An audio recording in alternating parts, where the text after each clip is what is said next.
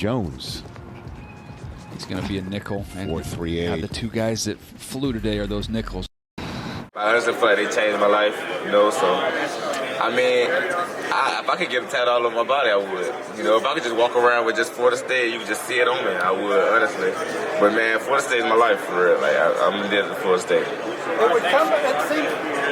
Outside corners in the game. What's it like playing against Johnny Wilson, and how do you stop somebody that big? I think that's a question that's still to be determined on how to stop him. But, I mean, you just got to get up there and just play. I mean, obviously he's going to get his. He's a great receiver. But you just got to go get yours. You got to have that mentality that you're not scared because he's a bull. And, he's not, he's actually very competitive. He's a savage out there. So you got to come with yours. Have you had any contact with Jalen Ramsey? No, I haven't had any contact with him. But I'm looking forward to picking his brain and talking to him a good bit, for sure. What was it like playing for Mike Norvell?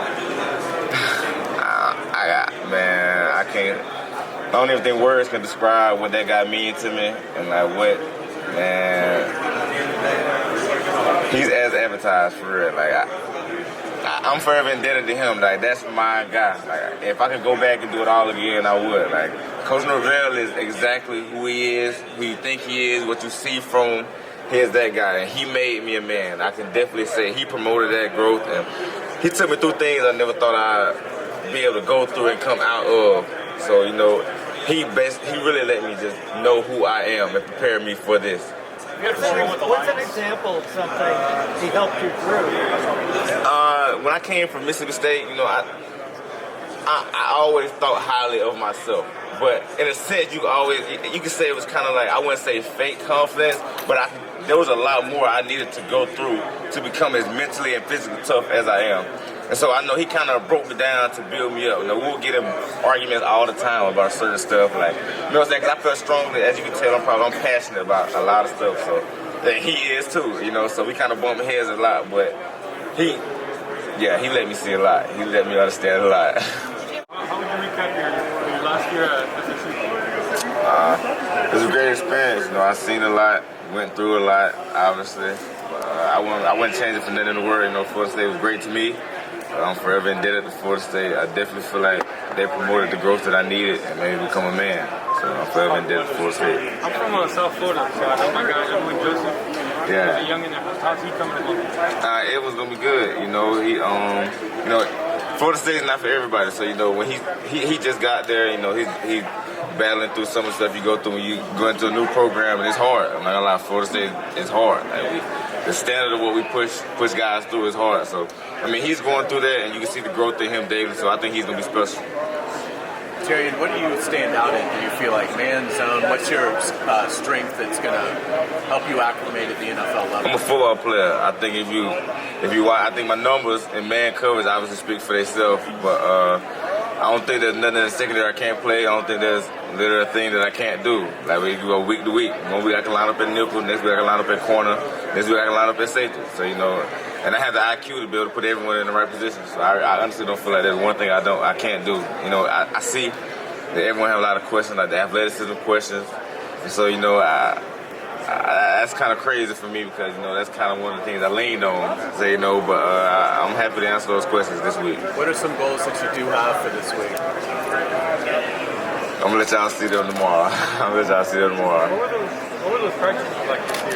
You guys have some nice receivers that were seasoned and developed.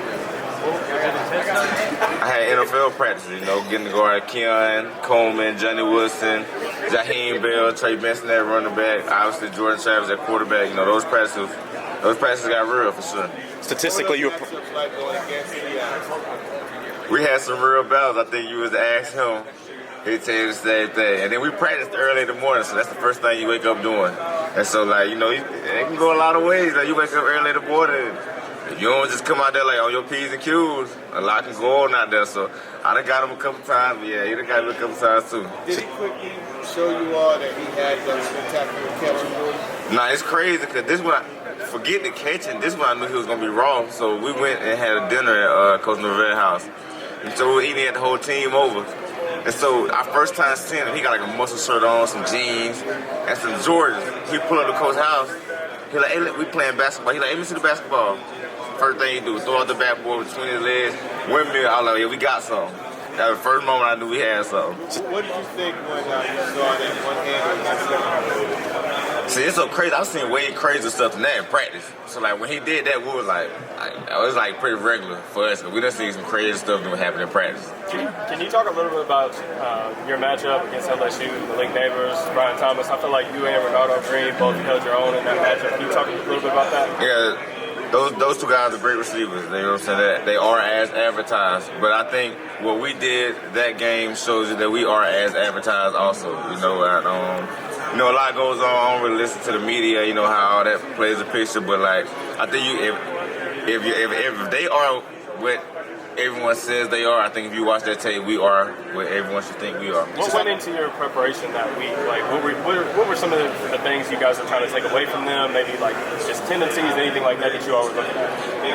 We know they're explosive offense. You know, they try to get Jarrian Jones going, and then they want to air it out. But you know, we're a big man team, and we were not scared to be able to do that too. So we just got up there and got physical with, you know, they make their plays, but we just relied on us making our plays. Statistically, you're one of the best nickel corners in the country this year.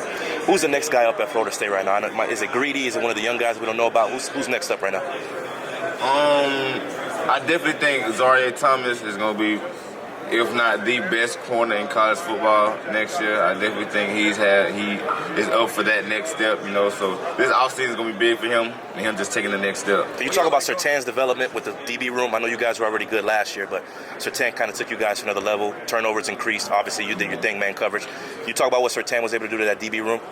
I think Coach Tain was probably the best thing that happened to Florida State last year. You know, he was able to let us just see the game from a different perspective. You know, he's done it at the highest of levels. His son is doing it at the highest level. So he's just able to give us that feedback and just let us know how we need to attack the day, how we should prepare, you know, and stuff like that. So huge credit to Coach Tain. Getting back to the LSU game, having the bump inside and play that nickel suddenly, what made you able to do that? What were some of the things that you really had to focus on? I think my personality is naturally outgoing, so having to make the checks, the calls, you know, stuff like that was pretty natural for me. But I think it just speaks to my IQ for the game.